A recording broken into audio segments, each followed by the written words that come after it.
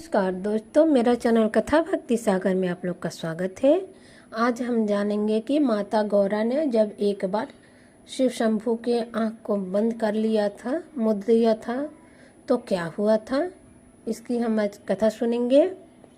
पूर्व काल की बात है। एक समय भक्तों पर कृपा करने वाले तथा देवताओं के चक्रवर्ती सम्राट भगवान शंकर को विहार करने की इच्छा हुई।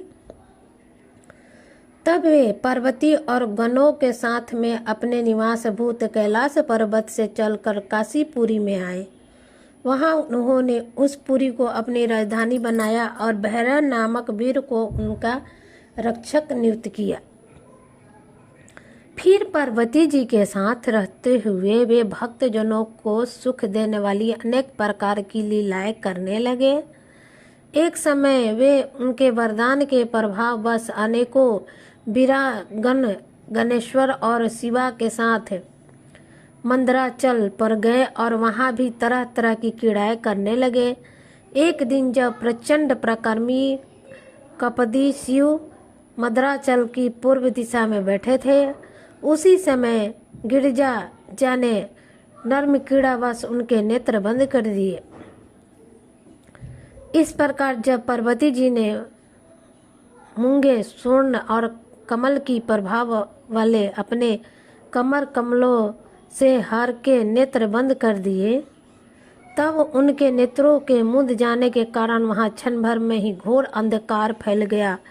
पार्वती के हाथों का महेश्वर के शरीर से स्पष्ट होने के कारण शंभू के ललाट में स्थित अग्नि से संतप्त होकर मदजल प्रकट हो गया और जल की बहुत सी बूंदें टपक पड़ी।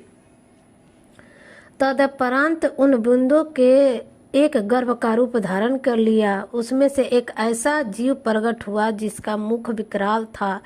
वह अत्यंत भयंकर, क्रोधी, कृतज्ञ, अंधा, क्रूर, जटाधारी, काले रंग का, मनुष्य से भीड़ बिडौल और सुंदर बालों वाला था। उसके कंठ से घोर घर घर शब्द निकल रहा था। वह कभी गाता, कभी हंसता और कभी रोने लगता था तथा जबड़ों को चाटते हुए नाच रहा था। उस अद्भुत दृश्य वाले जीव के प्रकट होने पर शिव जी मुस्कुराकर पार्वती जी से बोले, प्रिय, मेरे नेत्रों को मूंद कर तुमने ही तो यह कर्म किया है, फिर तुम इससे भय क्यों कर रही हो।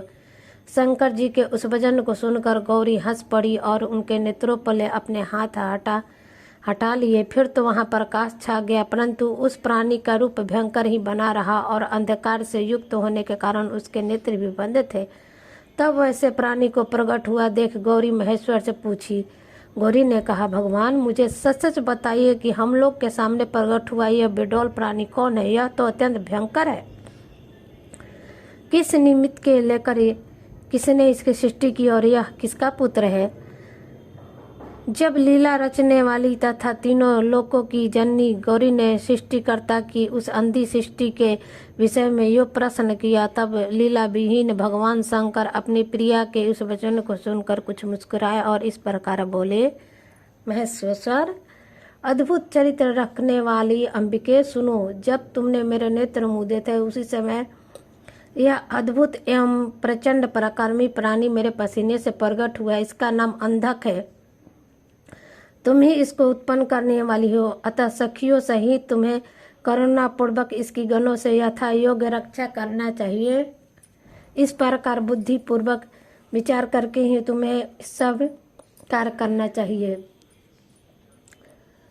ऐसा वचन सुनकर गौरी का हृदय करुणादर हो गया। वह अपनी सखियों सहित अंधक की अपने पुत्र की भांति नाना प्रकार के उपयोग द्वारा रक्षा करने लगी। तदपरांत शिशिर ऋतु आने पर दैत्य हिरण्यांश पुत्र की कामना से उसी वन में आया, क्योंकि उसकी पत्नी ने उसके ज्येष्ठ बंधु की संतान परंपरा को देखकर उसे संतान अर्थ तत्पश्चात के लिए प्रेरित किया था।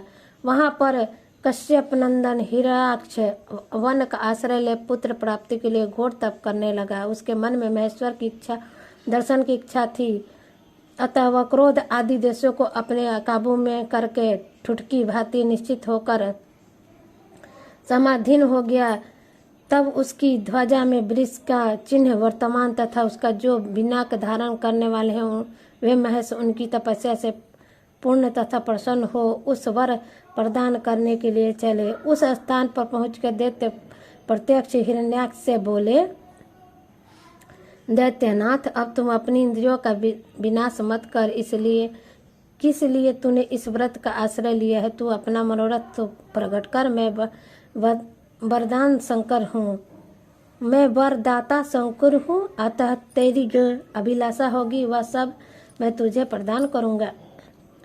महेश्वर के उस सरस वचनों को सुनकर दैत्यराज हिरण्याक्ष परम प्रसन्न हुए। उन्होंने गिरीश के चरणों में नमस्कार करके अनेक प्रकार से उनकी स्तुति की। फिर वह अंजलि बांधे सिर झुकाकर कहने लगे। हिरण्याक्ष ने कहा, चंद्रभाल, मेरे उत्तम पराक्रम संपन्न तथा दैत्य कुल के अनुरूप कोई पुत्र नहीं है, इसलिए मैं इस व्रत का अनुष्ठान किया है। देवेश, मुझे परम बलशाली पुत्र दीजिए। दैत्यराज के उन वचनों को सुनकर कृपालु शंकर प्रसन्न हो गया और उन्होंने बोला, दैत्यधीश, तेरे भाग्य में तेरे वीर्य से उत्पन्न होने वाला पुत्र तो नहीं है, किंतु मैं तुझे एक पुत्र देता हूँ। मेरा एक पुत्र है जिसका नाम अंधक है, वह तेरे ही समान पराक्रमी और अजय है। तू संपूर्ण दुखों को त्याग कर उसी को पुत्र के रूप से वर्ण कर ले, इस प्रकार पुत्र प्राप्त कर ले।